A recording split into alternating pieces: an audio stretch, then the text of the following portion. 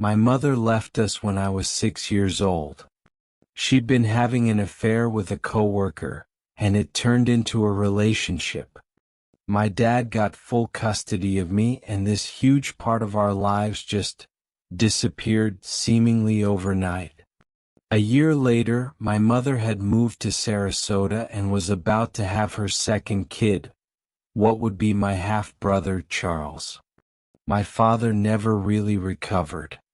He tried to get back out there, but some levels of trust just can't be regained. Still, time passes.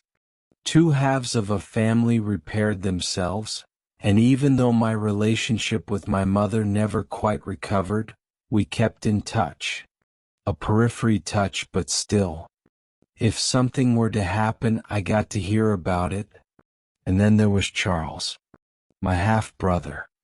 I didn't know him, and everything about his very existence had always been painted in sort of a black cloud. I hated him not for who he was, but for what he was, an expression of the most turbulent time in my youth. I hated him.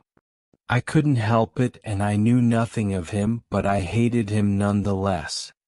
I didn't pay much attention to Charles and his antics. He was just this person somewhere off in the distance, living his own life. I saw the occasional high school photo, or him recommending something off his Spotify playlist. He was just some guy. I wasn't there to celebrate any of the big birthdays, and he didn't celebrate any of mine. Charles turned 21 in 2017. I saw some pictures of a big party, and there was an open-ended invitation for anyone to come join. I'm sure I'd have been allowed to if I wanted, but that was never really on the agenda. It wasn't even discussed. I had my own life at that point, and patching that bridge seemed useless, like trying to fix something that you've worked your whole life to get around. What's the point in fixing a bridge when you're an Olympic swimmer? Something like that. But there were things happening behind the scenes that I didn't know of until much later. For example, Charles had been having anxiety issues since middle school. He was riddled with phobias and panic attacks. He'd been having trouble keeping up in school, and most of his friends were, at best, superficial. The kind of people who turn their back on you when the going gets tough. I had no idea about any of that. But I was about to get a lot more involved in his life than I'd ever asked for. It was late July in 2018. I was coming home from a long shift and had stopped to get some groceries when my phone went off. I loaded in the last paper bag, gave my girlfriend an apologetic look, and took the call. It was my mother. I hadn't spoken directly to her for decades. "Hey Blue Jay," she sighed. "I'm sorry it's been so long." My first reaction was anger. How dare she call me that still? It turned my stomach sour, like I'd swallowed something smoldering.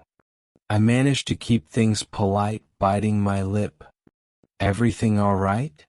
She had to be calling for a reason. She wanted something. She'd never talked to me without a reason. "It's about your brother," she said. "I don't know what to do. I don't have a brother." "But you do," she sighed. "You do, and I think he needs you." She explained the situation as best she could. As a way to deal with his issues, Charles had been seeking advice and guidance from people outside of his usual social circles. Harmless stuff at first, spiritual guides and faith healers. He'd studied Buddhism and Hinduism to broaden his horizons, and he'd been trying everything from yoga to revival gatherings. But lately things had taken a turn. "It's just been one thing after another," my mom explained.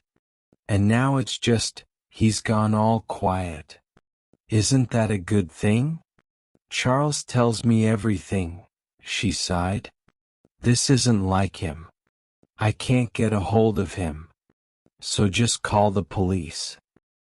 He's an adult now, he's Dash. There was a short break. She composed herself, clearly upset. My callous tone wasn't helping. I think he's with some bad people. She reached out to me, figuring I'd be someone far enough in the periphery to go under the radar. Someone they wouldn't question too much. Everyone else in Charles's life seemed to be blacklisted and turned away at the door, but perhaps an unknown half-brother might slip by. That's what she argued anyway.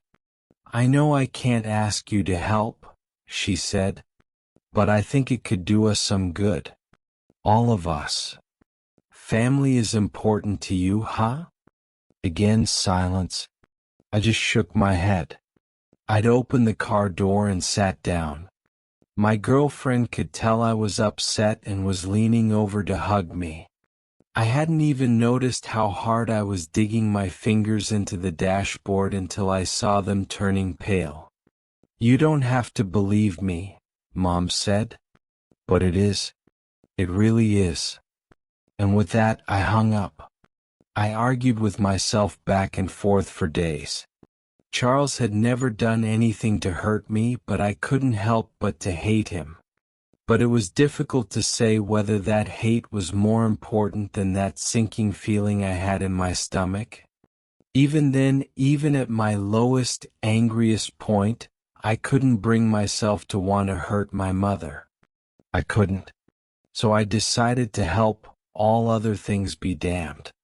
At the very least I could show her I'd turned into a good man, all without her help.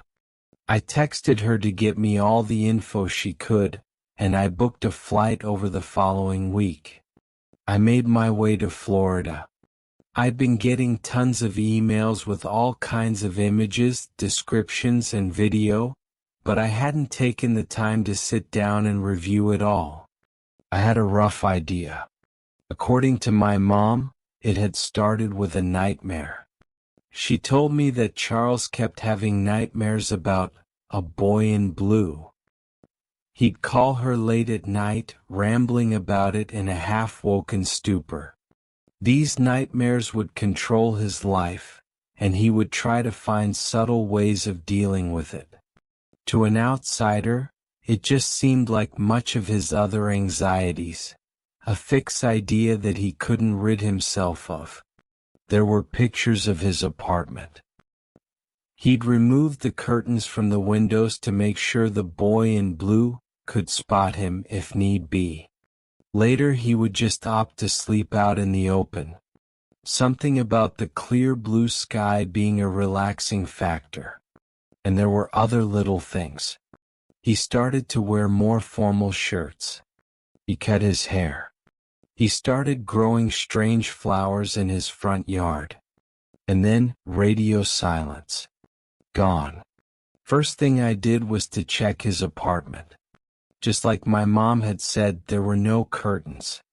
I could see straight in, and it was easy to tell it hadn't been used for quite some time. I got the impression that something had happened there. It was just too barren.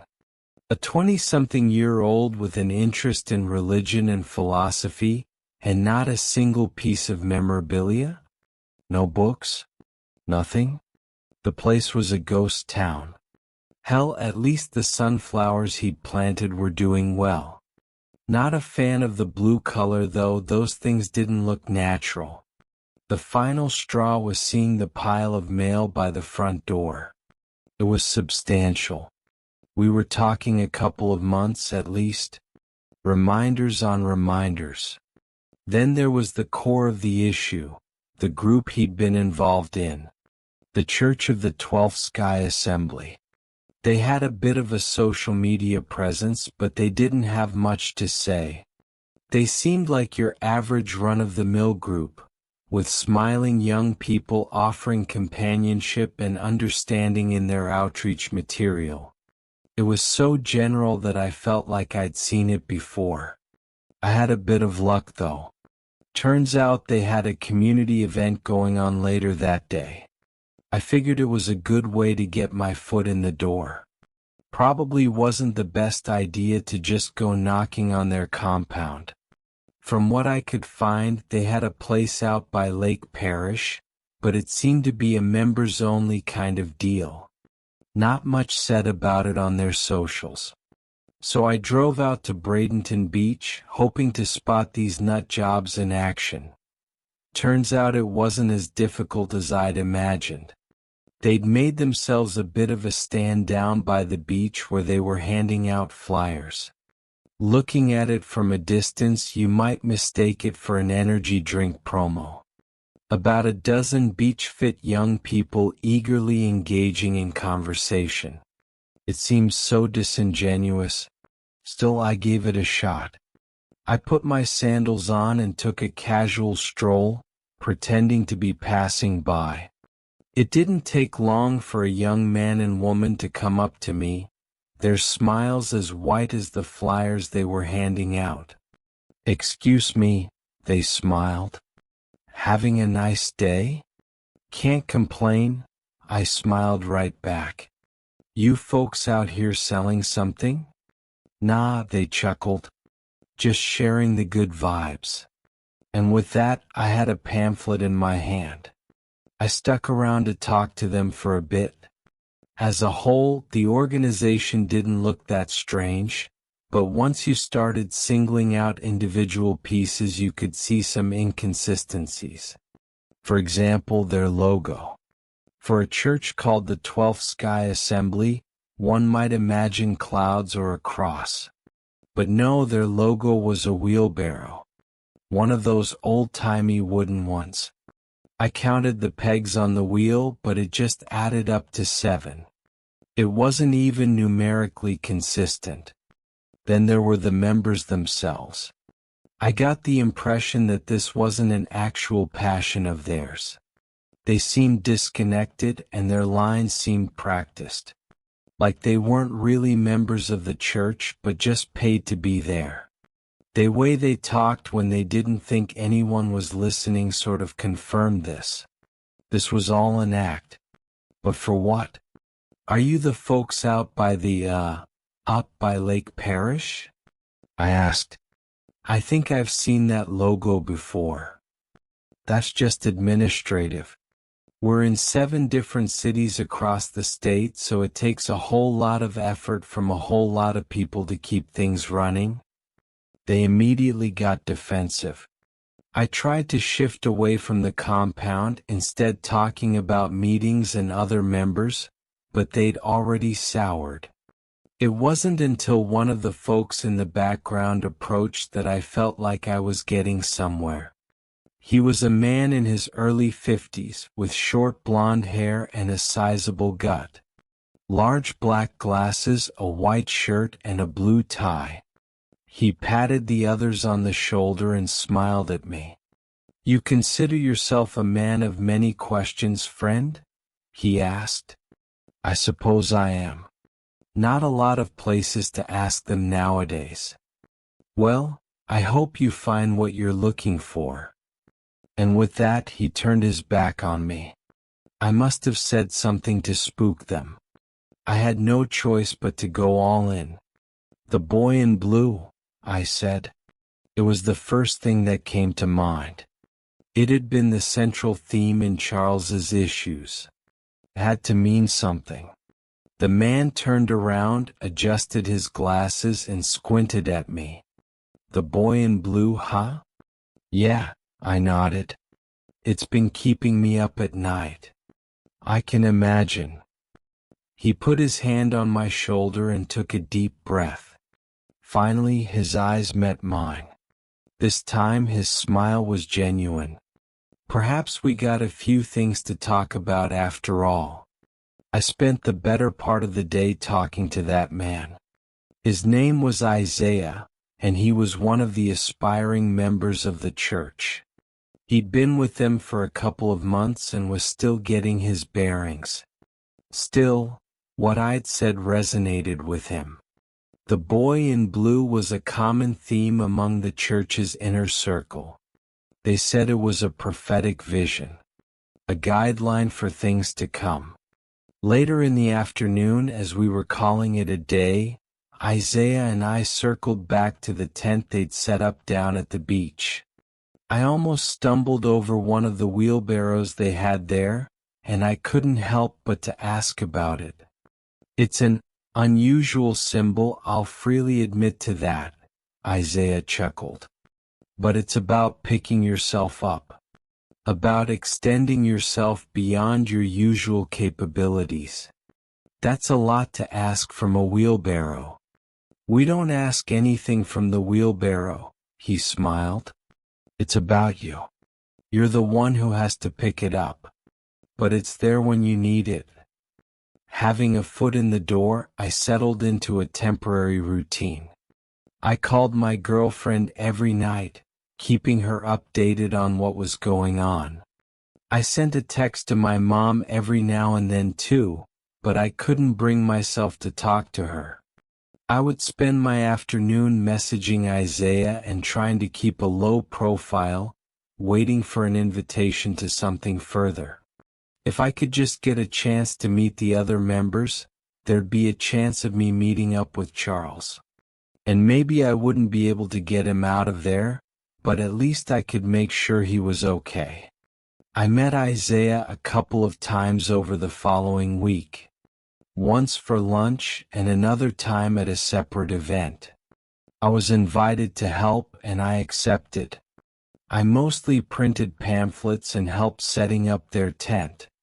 The pamphlet wasn't that interesting. The logo, an address for an office downtown, and an inspirational quote about reaching for the sky. Not much more than that. I got the impression that handing them out was mostly a way to get an excuse to talk to people, rather than to share a message. Almost as if it was expected for them to do this. The more I spent time with Isaiah, I got the impression that this wasn't just a church. There were no priests or preachers and there were no spectacular meetings. If anything, they were just going through the motions. Everything pointed to the compound by Lake Parish. There had to be something there and Isaiah was my way in. I had to try something big. The third time I met him, I hadn't showered for 3 days. I pretended to have slept in my car and I made up a lie about going through a rough breakup. Isaiah was a bit surprised, but bounced back as the gears in the back of his mind clicked into place. Sorry to hear that, he said. You made a beautiful couple. It was an innocent enough sentiment, but there was an uncomfortable reveal hidden in it. He knew what my girlfriend looked like. I'd never shown him a picture. Had they been looking me up? I guess that's why you're out here, huh? Starting over? I'm just in a bad place, I said. I barely get enough sleep as is. No, I hear you, he nodded. I've been there. But it's like, sometimes the cure is worse than the disease, you know? Him saying that stood out to me. This wasn't a man trying to trick me into a cult. This was a man trying to keep me out. It was a warning, not an invitation. Anything is better than this, I sighed. Isaiah looked me in the eye, clearly concerned. He tapped a nearby wheelbarrow. All right then. We drove out to Lake Parish later that day. It was a silent trip with Isaiah behind the wheel. No radio, no small talk. If anything, he seemed apologetic. Like he didn't want me to do this. Following a side road, we passed a sign that reminded us that we were entering private property. Not long after, we reached a chain-linked fence. Isaiah had a key for the padlock. The compound was not what I expected. A trio of one-story buildings out in a field, covered from end to end by the fences and trees. The knee-length grass that covered the area made the place look abandoned. A handful of people in white shirts moved between the buildings, pointing at one another and having lively discussions. "So what can I expect?" I asked. "Do all people here have the same problem?" "Yeah," Isaiah nodded. "But not all are willing to deal with it." He looked up at me but not in the eye. He wasn't sure about this. "Talk to Miss Miller," he continued, "and go from there." I got some time to just walk around the compound looking for Charles. There was a central area between the three buildings that looked like a sort of gathering spot. The ground was flattened and the grass cut, with 6 wheelbarrows off to the side. I don't know why, but I felt this unease looking at them. They all had these dark splotches at the end. There were probably about a dozen people there at the time. Isaiah took the car and left, leaving me to speak with this Miller woman on my own. She had an office on the west end of the front building, almost like a reception. I couldn't get over how sparsely decorated the place was. A logo every now and then, the occasional wheelbarrow, and that was it. The place was pretty much sterile. It even smelled like a hospital. Miss Miller was an older woman with short gray hair and thick glasses. She asked me to come in and sit down across from her and fill out a form. I was asked to surrender my phone, keys, and wallet. The form asked for all kinds of personal info, including password and username for various social media accounts. But what surprised me the most was the second page, which was all about my proposed anxiety issues. There were 3 spaces for paragraphs where I was supposed to describe my meetings with the boy in blue. I just made something up, trying to keep the small talk up. Miller didn't have much to say. She assured me that there was help to get, but that they needed complete honesty from me. I tried to ask her a bit about the other members, which she called patients, and how they were dealing with it, to which she had this to say. "What you're experiencing is no fault of your own," she said. "It is not by the will of a God or Satan or anything in between. It is beyond our measure, and so the steps to stop it may seem drastic." I had to go through a quick physical checkup. I had to fill out a health form and they tested my blood. There was a surprising amount of people on hand who seemed to have a medical background. Some seemed to have a corporate background. I noticed a lot of boxes with a particular pharmaceutical company. Looked like a sort of axe or hatchet. When all things looked to be in order, I was guided to a personal room at the far end of the compound. A long corridor with locked doors, from which I could hear groaning and crying. A nurse rushed past me with an armful of bloody linens. Miss Miller showed me to a private room. Not much to it. A bathroom, a bed, an end table. No windows and the door locked from outside. The latter I didn't notice until the door clicked close. I probably spent the better part of a day locked in that room. I could hear people in the other rooms. Most of them weren't saying anything coherent. Some were crying, others just screamed. Someone tried to keep their composure and politely ask for help. All coming from muffled voices from behind locked doors. Now, I don't have a way to check, but I think it took about 12 hours or so in total. I'd arrived early in the morning, and by the time the door opened it was getting dark outside. My first thought was to get the hell out of there, but I was in too deep. I'd invested too much and I just had to finish it. If Charles was stuck in this place, it was time to get him out. When one of the nurses let me out, I was handed a wicker basket with various hygiene articles and some fresh clothes. Washed and cleaned, I was put in a line with other people. Some who looked worse for wear, others who didn't seem to know what was going on. There was this one woman who could barely stand up and had to lean on one of the nurse attendants. Looking at them, It was easy to forget that this was supposed to be a religious organization. It looked more like a hospital. We were taken out into the middle of the compound.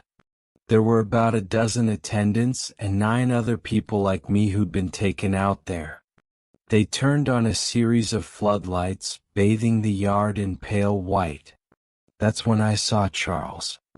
He must have lost at least 30 pounds. The guy was skin and bones.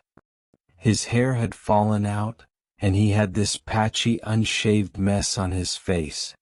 He looked completely out of it. I couldn't imagine him recognizing me even in a healthy state. But now that I'd seen him, I was glad I was there. I was going to help him one way or another. I just had to get through whatever this was supposed to be. We all lined up in a circle, each with a wheelbarrow in front of us. Everyone else lifted them up by the handles, and one by one they were administered a pill. People just took them, no questions asked. I could hear a single protest, someone not being sure. They were simply asked if they wanted help or not. They did, and down the pill went. When it was my turn, I just shook my head. No thank you. Then we're gonna have to ask you to leave, said the nurse. I looked around the circle. I was holding up the line. There was no ifs, ands, or buts here. If you wanted their help, you took the pill. So I did. It was a sort of muscle relaxant. It wasn't a powerful hallucinogen or anything like that. Just something that made my shoulders slump and my speech slur. But looking around the circle, it seemed to have a massive effect on the others. The nurses went patient by patient and recorded what they were saying, making notes on a spreadsheet when there was something of particular interest. Most folks were just rambling incoherently, but a few of them were strangely lucid. Some were naming places or things. Vague descriptions of events unfolding. A few of the nurses were asking targeted questions or even making demands. Ask him to show you the Portuguese election, one nurse said. Are you getting anything? I was asked to share my experiences too. I just copied a bit from what I heard others saying. I could tell they weren't entirely convinced. They went out of their way to get a light to shine in my face, but before they got a chance to, one of the guys next to me started freaking out. He was in his early 40s. Didn't look all that peculiar. Pretty fit, somewhat shorter than usual, balding. Reading glasses with a crooked frame. His knuckles had gone white and he started shaking his wheelbarrow. His eyes rolled back in his skull. A fire, he screamed. I see a fire. The nurses flocked to him. He's showing me a fire. Screams. A highway cut off by fallen trees. Late autumn. November? Crackling bark. Turning black. Look for a license plate, one of the nurses said. Can you see a license plate? Oh, Ontario? One of them ran off, speaking loudly into a phone. Others stepped back. They all looked at the man with anticipation. He releases me, the man said. Oh, I'm released. And with that there was a sudden quiet. The nurses looked away as if bracing themselves. I didn't look away, but I wish I had. His voice became more distant as his jaw extended. His tongue was swelling. So was his abdomen. Seconds later there was a loud pop. Blood and viscera exploded out of his stomach, filling the wheelbarrow. Then another pop as his tongue did the same. Then he just stood there bleeding out. Frozen, holding that wheelbarrow. A tool to keep him from staining the ground. No one reacted. No one recoiled or ran or screamed. It was just this eerie quiet. I could feel panic boiling in my chest, but I tried not to stick out. There was no telling what they'd do if they thought I was faking it. About half a minute later, it happened to another one. The nurses called out to one another, confirming what they'd heard. Fire. Ontario. Late November. They were cross-examining information and details given by these people. Every bone in my body was telling me to run. To just beeline to Charles, get him, and head for the exit. But looking at the dead man to my left, still standing, holding his wheelbarrow, there was a primal part of me that refused to move. I felt like an antelope watching a lion pass me by. A twitch of the leg might set it off. I had to wait. They were poking and prodding at the others, asking them questions. 4 people in total seemed to have something to share, and the same 4 people popped like overly ripe berries. Their faces had this look of relief on them, like this was a kind of reward. This was what they aspired to get. The thought struck me that perhaps this was what awaited Charles as well. I looked at him as his head started to swivel back and forth. His eyes were rolling back. I couldn't wait. I took my first steps towards him. No one noticed at first, but as I gained speed, others called out.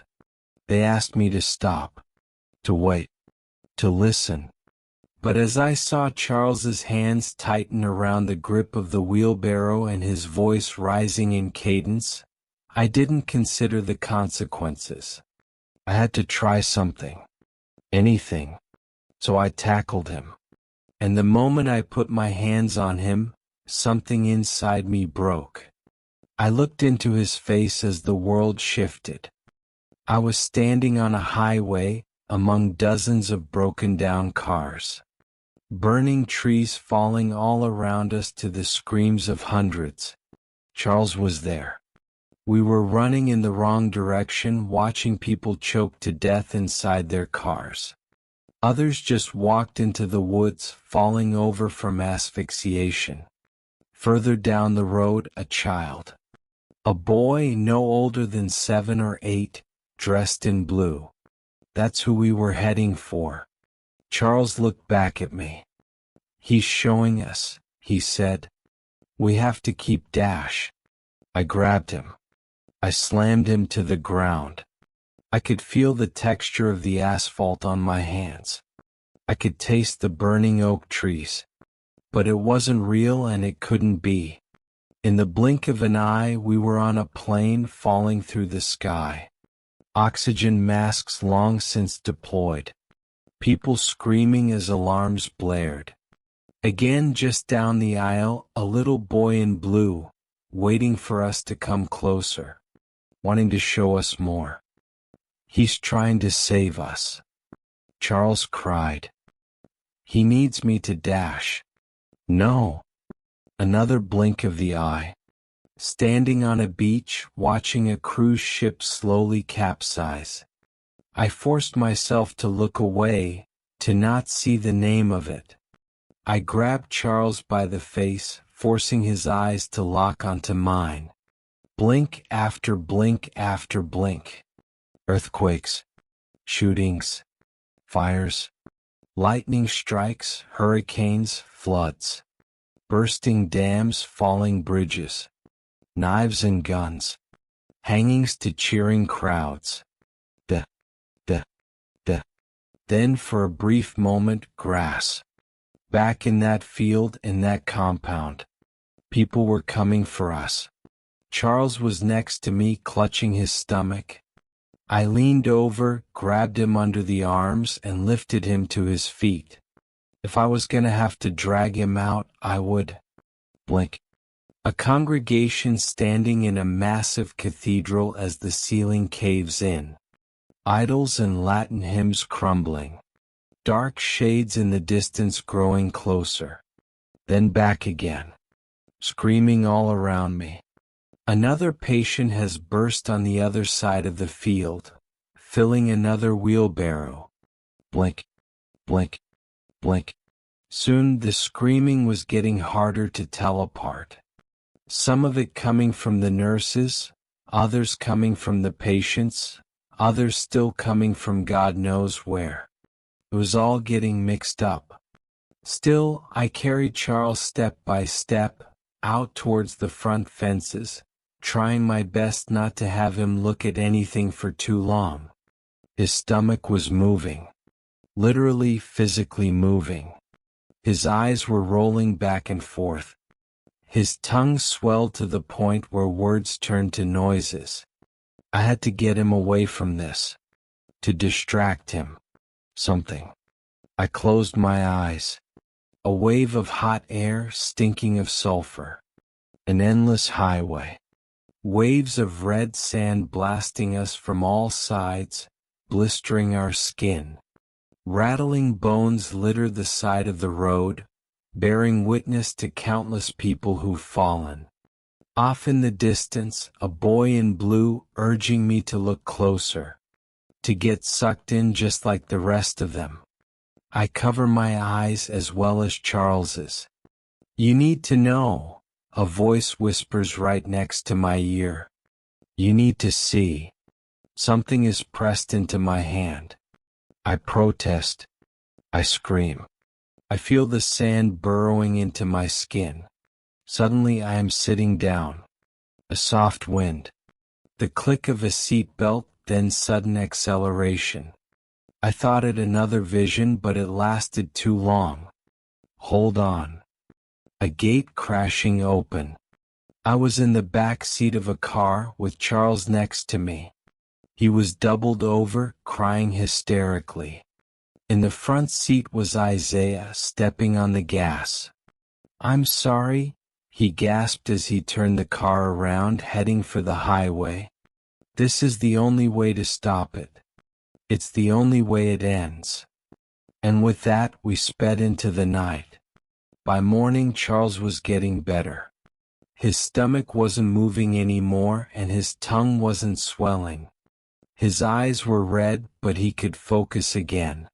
He was barely speaking, but visibly conscious. He responded to questions, albeit non-verbally. Isaiah confided in me that he'd been plagued by the same visions as Charles for some time but couldn't bring himself to go all the way. He'd seen the end goal and how the nurses poked and prodded for people to extend themselves. That's not the way I want to go, he sighed. No matter what, that's not it. He shared a cigarette with me. I hadn't smoked since high school. I saw what you were trying to do, he admitted. You were making the same choice that I'd had. Except you were showing it, you know? You were doing something. I've just been coasting along. Isaiah told me all he knew. That the church was sponsored by some kind of pharmaceutical company. That the religious front was basically a way to identify legitimate targets and bring them in, to turn them into this sort of commodity. A wheelbarrow man. Someone who could share something about things to come for a company to exploit. They're not telling you the whole story, Isaiah continued. They don't tell you that it passes. That it comes and goes in waves, leaping from one person to another. And that if you just refuse to listen hard enough, it will leave you alone. So they offer a fast and easy way at the cost of your life. Yeah, Isaiah nodded. Story as old as time. He looked down at his cigarette with a sigh, flicking it away. Charles was slowly recovering. He could barely speak and we had to help him in and out of the car, but he made it back home. I thought I'd be angry seeing my mom again, but there was no way to get angry at a smile that honest. Her sense of relief was infectious. And that time when she hugged me and called me her blue jay, I couldn't help but to feel like she meant it. That one time at the very least. And that was that. I've kept in touch with them over the years. Charles was in and out of therapy, slowly recovering from his painful visions. He got back on his feet about the time when the COVID pandemic hit. Isaiah got completely out of the Church of the Twelfth Sky Assembly, instead getting involved in local politics in his home state of Indiana. I think he worked some kind of local campaign there. I'd like to say I've grown closer with my mother's side of the family, but that's not really how the world works. This was an anomaly in many senses of the word. I'm sure they are thankful, but apart from the occasional greeting or birthday card, things are as they always have been. So in a way, things are as they always have been. And in another very real sense, nothing is. See, something was pressed into my hand that night. I haven't told anyone about it, and I probably never will. A note with names, dates, and events. I don't want to think about it too much, or I might fall victim to the same thing that Charles did. Even talking about it now brings this sinking feeling into the pit of my stomach. Still, I can't deny that I can recognize some of these names in the news, and it's making me nervous. But it raises an important question. Would the knowledge we could gain from this be worth a life? Could it save others? Is it even real? The fire referenced that night never happened as far as I know. But if they hadn't spoken about it, could it have happened? I think the only way to get a clear answer is to look a bit closer and put it all on the line.